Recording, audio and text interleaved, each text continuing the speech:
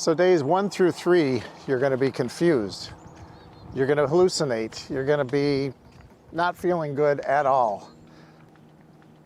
You know, this will vary from person to person. Only 20% of the alcoholics are like me and my sponsor, Sean, where we need hospitalization and drugs to get sober, just so we don't have a stroke or... But anyway, it's pretty much the same for everybody. I've got, you know, I got other people that drank just as much and just as badly as I did, and they didn't have to go through the DTs like I did, hallucinating. I thought day was night, night was day. Your brain is just starting to get normal, and it's doing crazy things. So that's day 1 through 3. Hopefully you get out of the hospitalization part on day 3, and you're off and running on your first week.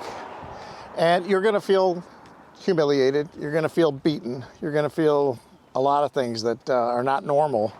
You're getting that poison out of your brain. You're getting yourself back to somewhat normal. But it doesn't, the magic doesn't happen. This is where I'm going to lose people for months. And it was explained to me by some people that are recovering alcoholics, friends of mine that have been sober for 30 years. The magic comes after month 5, month 6, and that's when you're on the pink cloud. And I hope that pink cloud lasts forever, but it's wonderful when it happens. It's like you start to see life again, and you start to love life again. You start to love yourself again. But during that first 6 months, that's a real choppy period. People say it's the honeymoon period. Oh, you should be doing great. I didn't. I wanted a drink after the 3rd month. I forgot the pain. I wasn't treated. I didn't believe in AA at the time. I mildly took AA, which was a huge mistake. And, you know, I ended up relapsing. So it's, this is a serious disease, folks. You know, you're picking up the pieces. It's like returning to the scene of a crime, a car accident. You're picking up all the scraps from your car, and that's what the first month is. You're grateful to be alive, you're grateful to be sober, but then you're like, what do I do now? You know what you do? You surround yourself with other alcoholics. You know, they say 90 meetings in the first 90 days.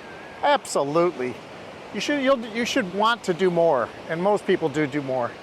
Because you want to. You're around a bunch of other drunks that are just like you, going through the same thing you're going through. That's why I stay connected to the program. I can't go back. I just can't. I don't want to go back, but that life sucks. This life is fantastic. I want to show you that the sober side is the way to be. And there's so many things that I still to this day, and you know, people say, oh, you're just a dry drunk, you're an angry dry. No, I'm not. I see what I see. And alcohol hasn't worked for any of my friends. It's too deadly and too hurtful, and just nothing good comes out of it. You know, there was fun times. You're young, giggle, do stupid stuff. I never should have picked up a drink. I shouldn't have picked up a drink after I saw my sister die at 31 from it. That's like how stupid I am. Like, hit yourself in the head with a hammer all day long until you realize someone has to tell you that hurts. I should have known. But, you know, I thought I was having fun at the time, and I was with everyone else that was doing the same thing. It was all garbage. So, and then month 2 through 3 to 4, still a little confusing, starting to feel really good, starting to get comfortable with the sobriety thing, and maybe going out again, going to restaurants, getting social. Never be embarrassed that you're the one not drinking in the room. Seriously, first of all, nobody cares. That was my, when I got sober 17 years ago, I was fearing, like, what are people going to think? I can't drink like everyone else does at the party. I can't. Nobody cares. Half the people are in the same boat as you. They're drinking soda with a little squeeze of lime or lemon to make it look like a drink. But then month 4, month 5, you'll start to see, and then you start getting on the pink cloud. You can't believe how good you feel.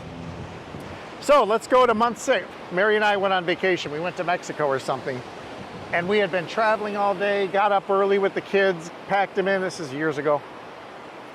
And I told Mary when we got to Mexico in the airport, I said, I'm having a margarita tonight. And she goes, no, you're not. And I go, well, yeah, I am. and angry and all this stuff. It's HALT. Hungry, angry, lonely, or tired. I was all of those. I wanted a drink. I told Mary, and she just calmly said, well, yeah, I understand you're going through, you're not going to have that drink. Those urges in those early months will pass. We call it 7-11.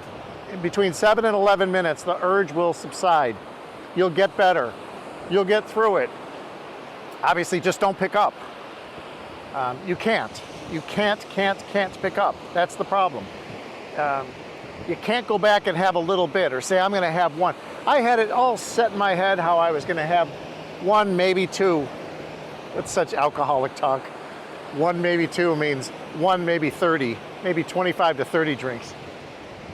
We justify it in our head. We start to sell ourselves on it. It's okay, you can have one. That was in the first, I always say the first 6 months are not as great as you think. After 6 months, and there's a medical reason for this, and it was explained to me by some of my smart friends that know I'm not that smart, and they said, I'll save you the reading.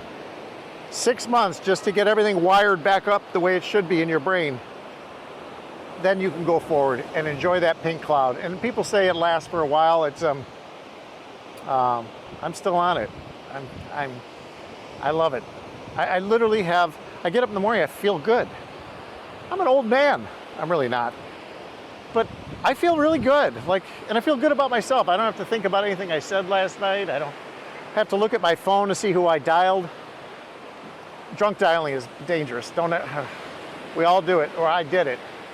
And then you kind of have to call that person and go, did I insult you last night? You just don't know. It's such a stupid disease. And if I could save one person with this video, it makes me happy. It makes me happy. It's like a hug for my granddaughter. Little stuff like that can really make you. I've always said we all have mental illness. It's how we manage it and how we get through it.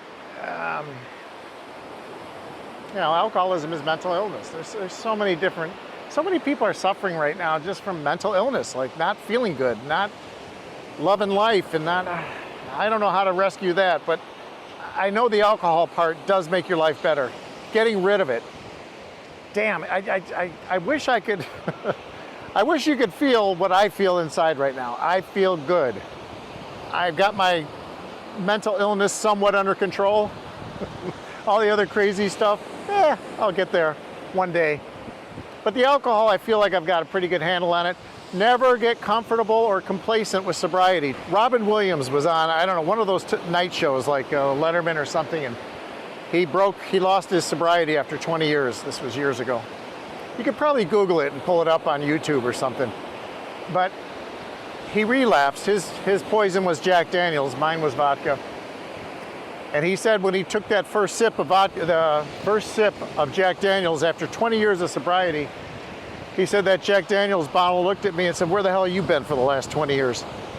That's alcohol. Another great line was,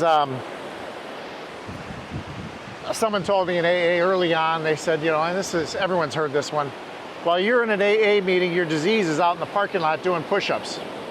Always trying to get stronger, always taking you back.